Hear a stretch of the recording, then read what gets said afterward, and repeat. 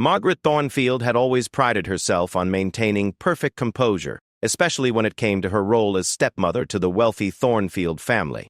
At 62, she had spent the last 8 years carefully crafting her image as the devoted wife to billionaire businessman Richard Thornfield and the caring stepmother to his children from his previous marriage. The grand Thornfield estate sprawled across 50 acres of pristine countryside, complete with manicured gardens, a private lake, and security cameras positioned strategically throughout the property. Richard had insisted on the extensive security system after a series of break-ins at neighboring estates, though Margaret often felt the cameras were more intrusive than protective. On this particular autumn morning, Margaret was in the kitchen preparing breakfast when 10-year-old Emma Thornfield came skipping in, her school uniform slightly disheveled and her backpack trailing behind her. Emma was Richard's youngest daughter from his first marriage, a bright and spirited child with golden curls and an infectious laugh that reminded everyone of her late mother, Caroline. "Good morning, Aunt Margaret," Emma said cheerfully, using the title Margaret had insisted upon when she first married Richard. "Can I have pancakes for breakfast? Dad promised we could have them on Fridays." Margaret's smile was tight as she continued stirring the oatmeal she had already prepared. "I've made oatmeal, dear. It's much healthier for growing children. Your father may have said pancakes, but he's already left for his business trip to London." Emma's face fell slightly, but he promised. "And it's Friday. We always have pancakes on Friday when Mom was—" She caught herself seeing Margaret's expression harden. "Your mother isn't here anymore," Margaret said sharply, her voice cutting through the warm kitchen atmosphere like ice. "And I decide what's appropriate for breakfast in this house now. Sit down and eat your oatmeal."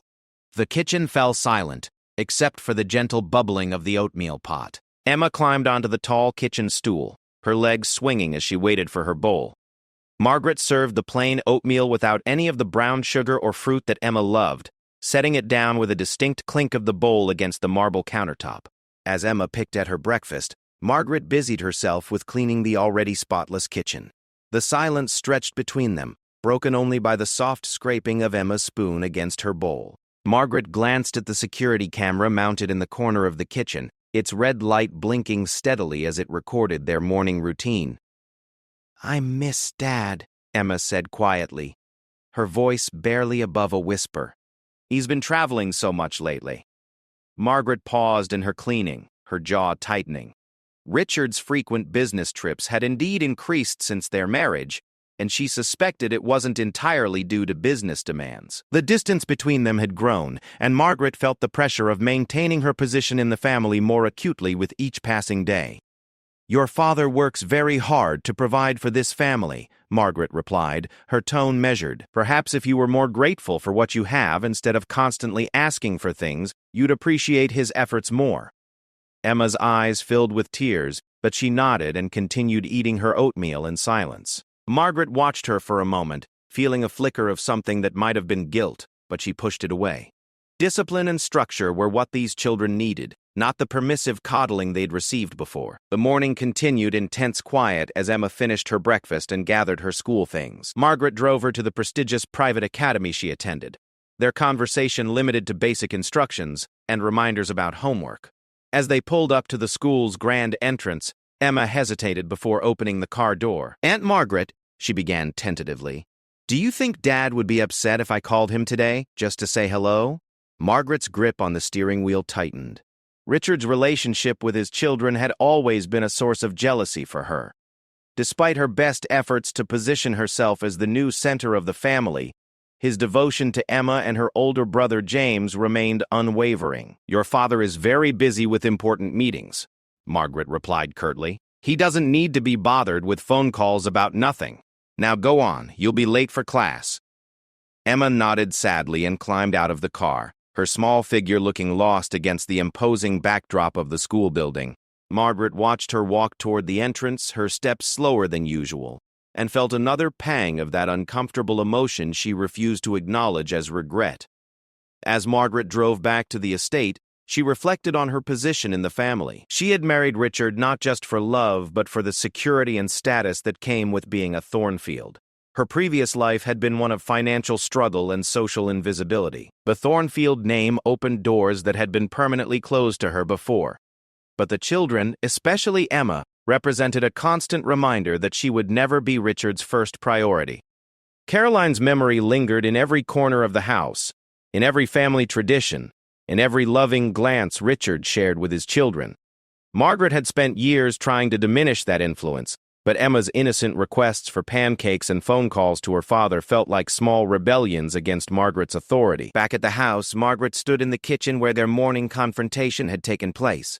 The security camera continued its silent vigil, recording every moment of their daily lives. She wondered, not for the first time, what exactly those recordings captured, and whether anyone else ever reviewed them.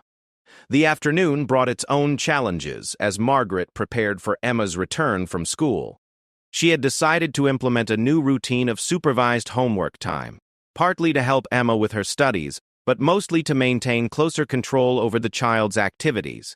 The less time Emma spent on frivolous pursuits like calling her father or reminiscing about her mother, the better. When Emma arrived home, her usual cheerful demeanor had been replaced by a subdued quietness that had become increasingly common in recent months. Margaret attributed this to the natural adjustment period of growing up, but in her heart, she knew her strict approach was taking its toll on the spirited child.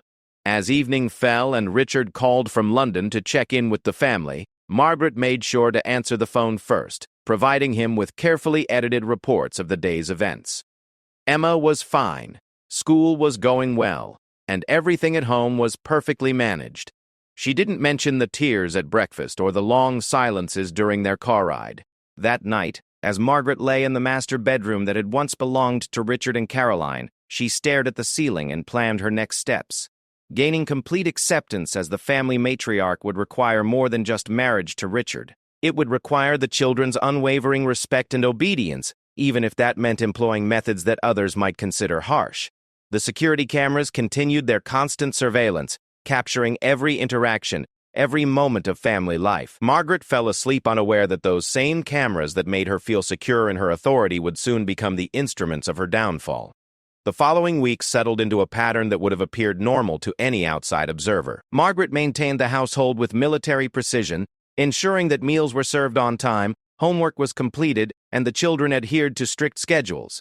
To anyone watching from a distance, she seemed like the perfect stepmother, managing a wealthy household with grace and efficiency. But beneath the surface, tensions were mounting in ways that even Margaret didn't fully recognize.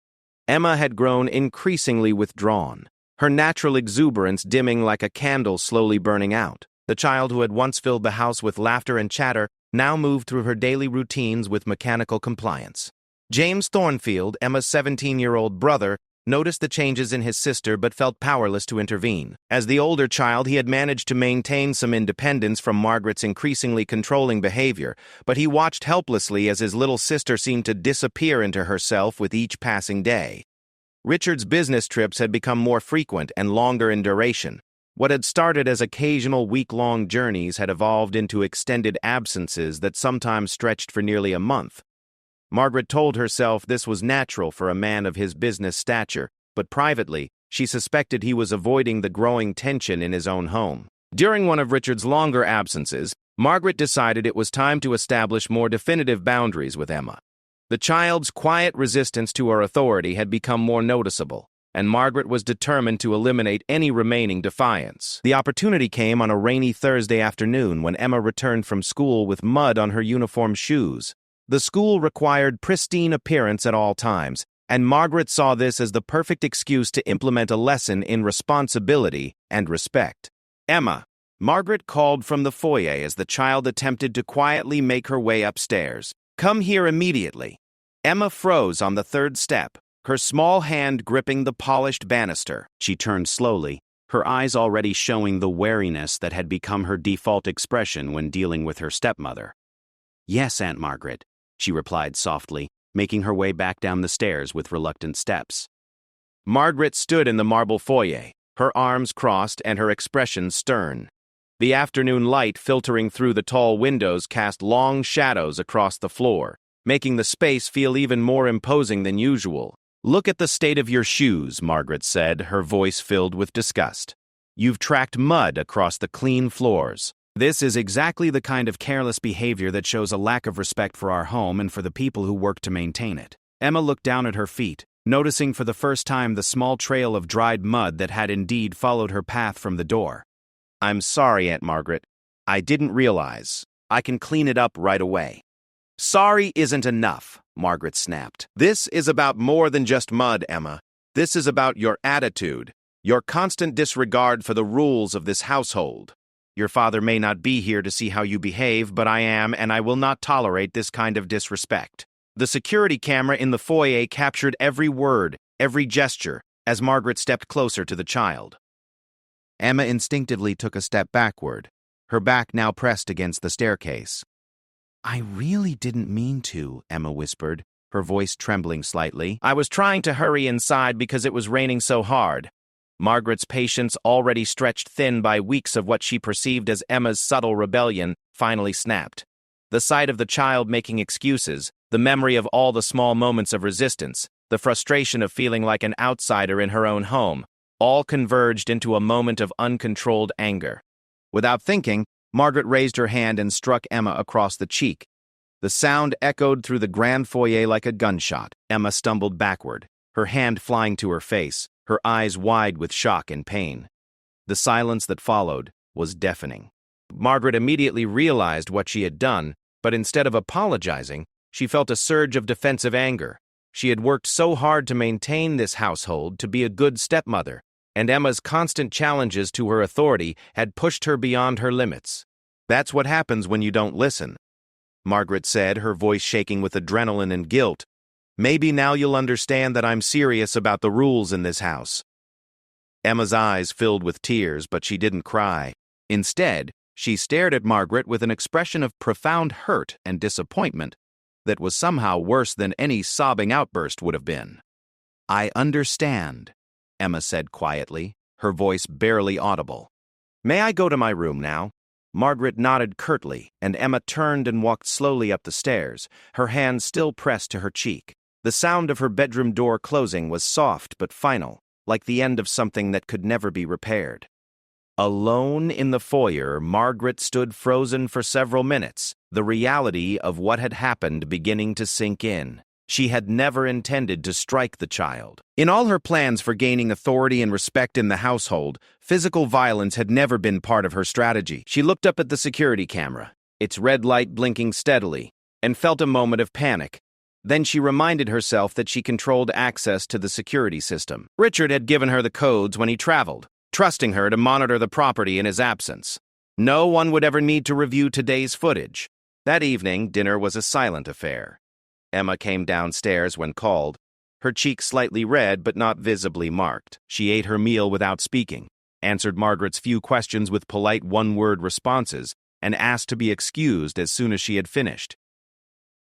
James noticed his sister's unusual quietness but attributed it to her general mood over the past few weeks. He was busy with his own senior year activities and college preparations, and like most teenagers, he was somewhat oblivious to the subtle dynamics of family tension. When Richard called that evening, Margaret spoke to him first, as had become her habit. She reported that everything was fine, that Emma was doing well in school, and that the household was running smoothly. When Emma took the phone to speak with her father, Margaret hovered nearby, ostensibly to help with any questions, but actually to monitor the conversation. "Hi, Daddy," Emma said, her voice carefully controlled. "How are your meetings going?" Richard's warm voice carried clearly through the phone. "They're going well, sweetheart. I miss you terribly. Are you taking care of yourself? Is Margaret treating you well?" Emma glanced at Margaret, who was watching intently from across the room. "Yes, Daddy. Everything is fine here. I'll be home next week," Richard continued. "We'll do something special, just the two of us. Maybe we can go riding or have a picnic by the lake." "That sounds wonderful," Emma replied, though her voice lacked its usual enthusiasm. "I love you, Daddy." "I love you too, Angel, more than all the stars in the sky." After Emma hung up the phone, Margaret felt a familiar surge of jealousy at the obvious love between father and daughter. That bond was something she had never been able to penetrate or diminish, despite her best efforts. The next few days passed in an uneasy quiet. Emma continued her daily routines but seemed to have retreated even further into herself. She spoke only when spoken to, completed her tasks without complaint, and spent most of her free time alone in her room. Margaret told herself that the incident had been necessary, that Emma needed to understand the importance of respect and obedience. She had established her authority definitively, and now the child would be more compliant and easier to manage. But late at night, when the house was quiet and Margaret lay alone in the master bedroom, she found herself replaying the moment over and over again. The sound of her hand against Emma's cheek, the look in the child's eyes, the way Emma had stared at her with such profound disappointment. She pushed these thoughts away, focusing instead on the positive changes in Emma's behavior. The child was more obedient, more respectful, more manageable. Surely this was better for everyone involved. The security cameras continued their silent observation, recording every interaction, every moment of the new dynamic in the Thornfield household. Margaret had no way of knowing that her moment of violence had been captured in perfect digital clarity, or that this footage would soon fall into hands she never expected. As the week progressed toward Richard's return, Margaret felt confident that she had successfully managed a difficult situation. Emma's compliance seemed complete, and there were no visible signs of their confrontation. She had maintained her authority and established clear boundaries without any lasting consequences. She had no idea that the consequences were only just beginning. Richard Thornfield returned from his London business trip on a crisp October morning, his arms laden with gifts and his heart full of anticipation at seeing his children again. The 3-week separation had felt longer than usual, and he found himself questioning whether his increasing travel schedule was worth the financial benefits when it meant missing so much of Emma and James's daily lives. The grand foyer of the Thornfield estate welcomed him with its familiar elegance, but something felt different. Margaret greeted him with her usual composed smile and perfectly arranged appearance, but there was a tension in her posture that he couldn't quite identify. More troubling was Emma's greeting, or rather, the lack thereof. His daughter, who typically launched herself into his arms with unbridled enthusiasm after any absence longer than a day, instead offered a polite hug and a subdued, "Welcome home, Daddy," before retreating upstairs to finish her homework. The change was so stark that Richard found himself staring after her retreating figure, wondering what had happened in his absence. "She's just been very focused on her studies lately," Margaret explained, noticing his concerned expression. "I've been helping her develop better discipline and time management skills. You know how important it is for children to have structure." Richard nodded absently, but his parental instincts were telling him that something was wrong. Emma had always been a dedicated student, but her love of learning had never dampened her excitement at his return. If anything, she usually bubbled over with stories about school, friends, and all the things she wanted to do together during his time home. Over the next few days, Richard tried to reconnect with his daughter through their usual activities. He suggested horseback riding, but Emma politely declined, saying she had too much homework. He offered to help with her studies, but she insisted she could manage on her own. Even their traditional Friday pancake breakfast, a ritual that had never been broken since Caroline's death, was met with a quiet "I already ate, thank you," when he suggested it. Margaret seemed pleased with what she called Emma's newfound maturity, but Richard was increasingly worried. He found himself studying his daughter's behavior, looking for clues about what had changed during his absence. She was polite, obedient, and respectful, but the spark that had always made Emma uniquely herself seemed to have been extinguished. James, busy with his senior year activities and college applications, initially brushed off his father's concerns. "She's probably just going through a phase, Dad. You know how girls are at that age." But even he began to notice that his sister's quietness had deepened beyond normal teenage moodiness. It was during a casual conversation with Thomas Hughes, the head of the estate's security team, that Richard first learned about the possibility of reviewing the security footage from his absence. Thomas, a former police detective whom Richard had hired 3 years earlier, was giving his weekly security briefing when he mentioned some unusual activity he'd noticed in the archived recordings. "Nothing serious, sir," Thomas explained as they walked through the estate's security office. "Just some delivery trucks that arrived at unusual hours, and I wanted to verify they were authorized. But while reviewing the footage, I noticed that some of the interior cameras captured what looked like a few tense moments between Mrs. Thornfield and young Emma." Richard's attention sharpened immediately. "What kind of tense moments?" Thomas hesitated, clearly uncomfortable. "Well, sir, it's probably nothing serious. Family dynamics can seem different on camera than they actually are. But if you're concerned about Miss Emma's recent behavior, you might want to review the footage yourself." That evening, after Margaret had gone to bed and the children were in their rooms, Richard made his way to the security office. Thomas had provided him with the specific dates and times when he'd noticed the interactions between Margaret and Emma, and Richard settled in front of the monitor bank with growing apprehension.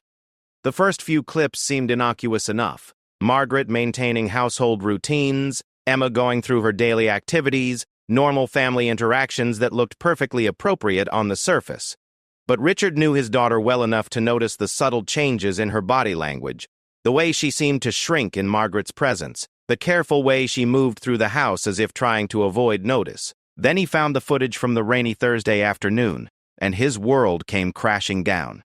Richard watched in horror as the scene unfolded on the security monitor. He saw Emma return from school, saw Margaret's confrontation about the muddy shoes, heard every word of their exchange, and then he witnessed Margaret strike his daughter, saw Emma's shocked reaction, heard the cold justification that followed. Richard played the footage 3 times, each viewing making him feel sicker and more furious. This was his child, his 10-year-old daughter who still believed in fairy tales and collected butterflies, being struck by the woman he had trusted to care for her in his absence. The pieces of Emma's recent behavior suddenly fell into place with devastating clarity. Her withdrawal, her fearfulness, her reluctance to engage in their usual activities, all of it made perfect sense now. She wasn't going through a phase or developing maturity. She was a frightened child who had been physically struck by someone in a position of authority over her. Richard's hands shook as he copied the relevant footage to a secure drive. His mind raced through the implications of what he had discovered. Margaret, whom he had married believing her to be a caring woman who could help provide stability for his children after Caroline's death, had revealed herself to be something entirely different. The betrayal cut deep on multiple levels. Not only had Margaret hurt Emma, but she had then lied about it, presenting Emma's resulting withdrawal as positive development rather than the trauma response it obviously was. She had manipulated both him and Emma, maintaining a facade of caring stepmother while abusing her position when he wasn't there to protect his child. Richard spent the rest of the night reviewing more footage, looking for any other incidents he might have missed. While he found no other instances of physical violence, he saw numerous examples of Margaret's increasingly harsh treatment of Emma over the past several months. Sharp words, unreasonable demands, the gradual erosion of the child's natural confidence and joy. As dawn broke over the estate, Richard sat in the security office making plans. His immediate priority was Emma's safety and well-being, but he also needed to consider the legal and practical implications of what he had discovered. Margaret had crossed a line that could never be uncrossed, and Richard knew there was no path forward that included her remaining in their lives. He thought about all the signs he had missed, the subtle changes in Emma's behavior that had developed gradually over months. His frequent travel had provided Margaret with the opportunity to establish her own dynamic with the children, and he had been blind to how that dynamic had turned toxic. Richard also realized that Emma had been protecting him by not telling him what was happening. She was a loving, loyal child who wouldn't want to cause problems in his marriage or create conflict in the family. Her silence about Margaret's treatment had been an act of love, which made the betrayal even more painful. As the household began to wake up, Richard made his way to Emma's room. He knocked softly and entered to find his daughter already dressed for school, sitting at her desk with her homework spread before her. She looked up at him with the careful, guarded expression that had become her default over the past few weeks. "Good morning, Daddy," she said quietly. "I was just finishing my math homework." Richard sat on the edge of her bed, studying his daughter's face.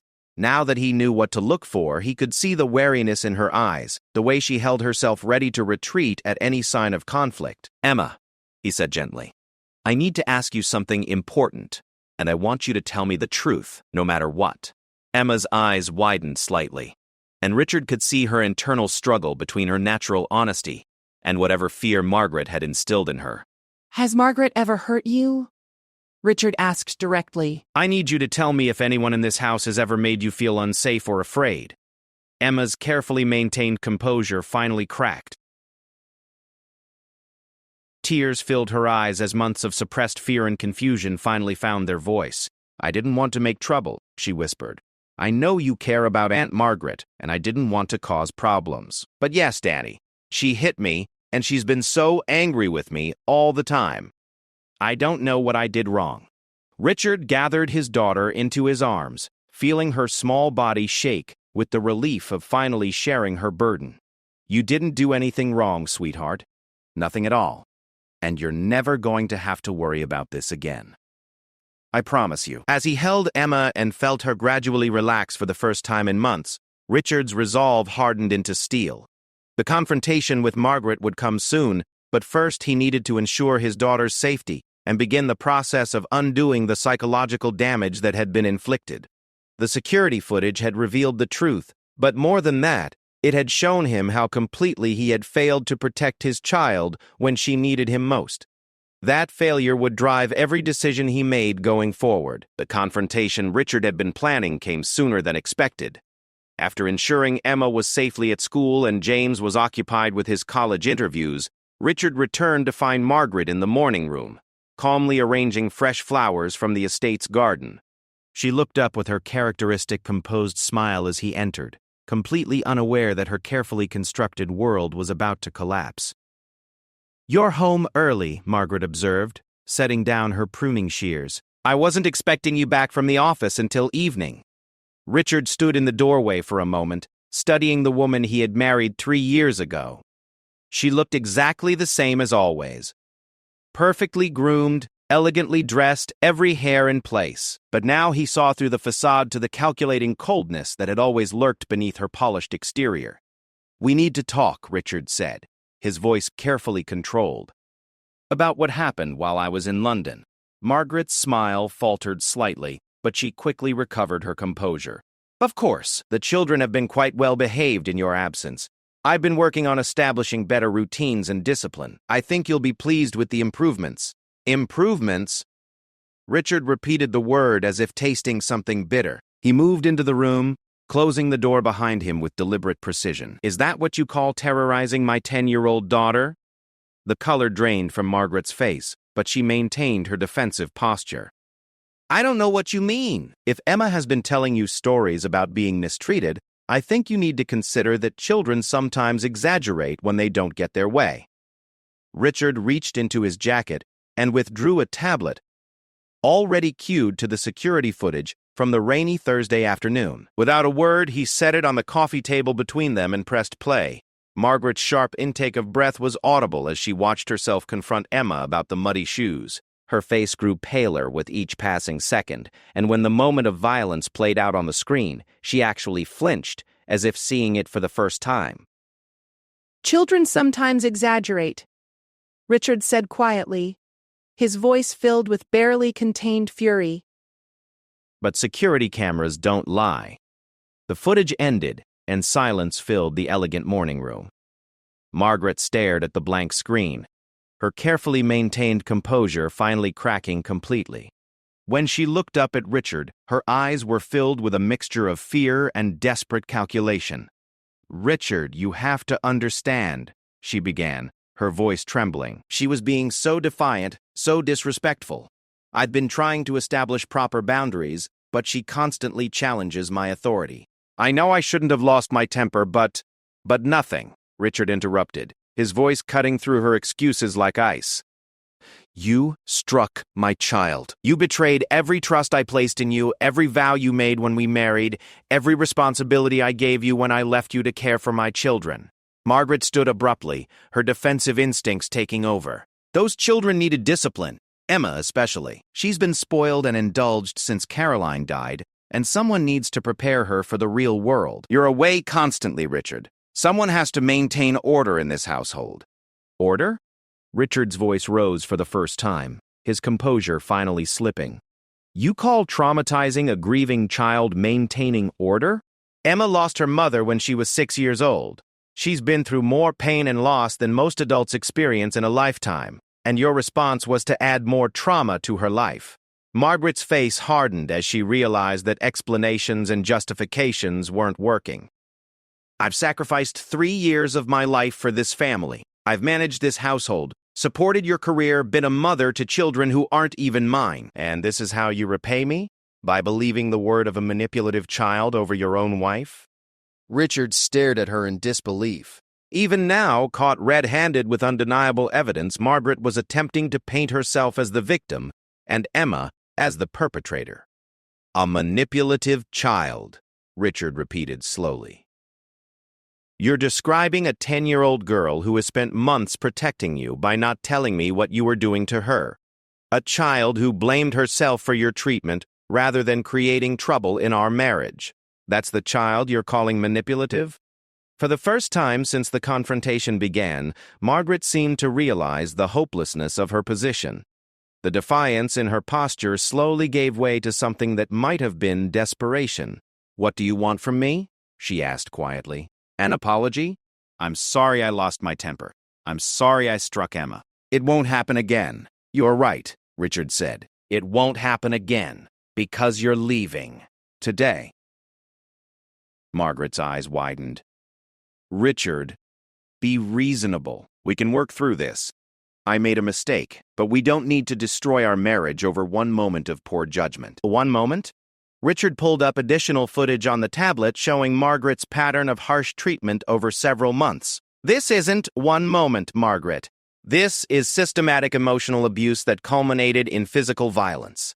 This is the real you, and I will not allow that person anywhere near my children." As the reality of her situation finally sank in, Margaret's desperation transformed into cold anger. "You're making a terrible mistake. Emma needs structure and discipline. Without proper guidance, she'll grow up to be weak and entitled. I was trying to help her become strong." "You were trying to break her spirit," Richard said flatly. "And you nearly succeeded." Margaret stood and began pacing the room, her mind clearly working through her options. "Fine. If that's your decision, then we'll need to discuss the terms of our divorce. I'll want half of everything, of course. The prenuptial agreement has provisions for marriages lasting longer than 3 years. Richard's smile was cold and humorless. "Actually, Margaret, you'll be getting nothing. The prenuptial agreement you signed has a clause about physical or emotional abuse of my children. Any such behavior voids your financial claims entirely." Margaret stopped pacing, her face frozen with shock. "That's impossible. My lawyer reviewed every page of that agreement." "Apparently not carefully enough," Richard replied. "You'll be leaving with exactly what you brought into this marriage. Your personal belongings and nothing else." For several long moments, Margaret stood in the center of the morning room, the magnitude of her situation becoming clear. She had lost everything: her marriage, her financial security, her social position, her future. And all of it was recorded on security cameras that would forever document her spectacular fall from grace. "I need time to pack," she said finally, her voice hollow. "You have 2 hours," Richard replied. "Thomas is already having the locks changed. Your access codes have been revoked. You'll never be allowed on this property again." As Margaret left the room to begin packing, Richard remained in the morning room, staring out at the gardens where Emma should have been, playing happily instead of walking through the world like a frightened shadow of her former self. He thought about the conversation he would need to have with Emma when she returned from school. How he would explain that Margaret was leaving without making the child feel responsible for the breakdown of yet another family structure in her young life. He thought about the therapy Emma would likely need to recover from months of psychological abuse, the time and patience it would take to restore her natural confidence and joy. Most of all, he thought about how completely he had failed as a father by allowing this situation to develop in the first place. His frequent travels, his trust in Margaret, his blindness to the signs of Emma's distress, all of it represented failures in his most important role. The security cameras had revealed the truth about Margaret's treatment of Emma, but they had also revealed the truth about his own shortcomings as a parent. The footage would ensure that Margaret faced consequences for her actions, but it couldn't undo the months of damage she had inflicted on his daughter. As Richard heard Margaret's footsteps above, moving through the master bedroom as she packed her belongings, he made a silent promise to Emma and to Caroline's memory. He would spend however long it took to undo the harm that had been done, and he would never again allow work or any other priority to take precedence over his children's safety and well-being. The confrontation was over, but the real work of healing and rebuilding trust was just beginning. 2 hours later, Margaret Thornfield walked out of the estate for the final time, her belongings packed into the same modest suitcases she had brought with her 3 years earlier, Thomas Hughes stood by the front door, professionally courteous, but unmistakably present to ensure her departure was permanent. No words were exchanged as she loaded her car under the watchful eyes of the same security cameras that had captured her downfall. Richard watched from his study window as Margaret's car disappeared down the long driveway, taking with it the last remnants of what he now recognized had been a profound mistake in judgment. The relief he felt was tempered by the knowledge that the most difficult conversations still lay ahead. When Emma returned from school that afternoon, she immediately sensed something different in the atmosphere of the house. Margaret's car was gone from its usual spot, and there was a tension in the air that felt different from the oppressive anxiety that had characterized recent months. Richard was waiting in the main hall when Emma entered, and for the first time in weeks he saw a glimmer of hope in his daughter's eyes. She approached him cautiously, as if afraid to believe that something might have changed. "Daddy? Is everything okay?" Richard knelt down to Emma's level, taking her small hands in his larger ones. "Everything is more than okay, sweetheart. Margaret has left, and she won't be coming back. You're safe now." Emma's eyes filled with tears, but for the first time in months, they were tears of relief rather than fear. "She's really gone?" "She's really gone," Richard confirmed. "And Emma, I need you to know that what happened between you and Margaret was never your fault." "Not any of it.